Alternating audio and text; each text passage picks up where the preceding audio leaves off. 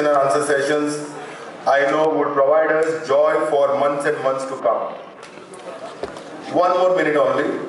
Dr. Abdul Kalam, not only through today's lecture, but through his life, his works, his writings, has driven home the message to successful and explained to us what is successful leader, successful youth, successful innovator. Whether it is problem in politics or problem of corruption or problem of voting or problem of elections. What he has told us is that successful people can never be defeated by problems. They become masters of the situation and defeat the problems through imagination and creativity. On behalf of all of you who are present here and the Department of Art and Culture, I extend sincere thanks to our guest speaker, the eminent scientist and former President of India, Dr. Abdul Kalam, and I thank all of you for your gracious presence.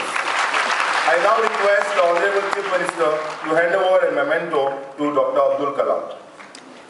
And as he hands over the memento, let me announce that the tomorrow's lecture by Dalai Lama would be at 2:30 p.m. Thank you.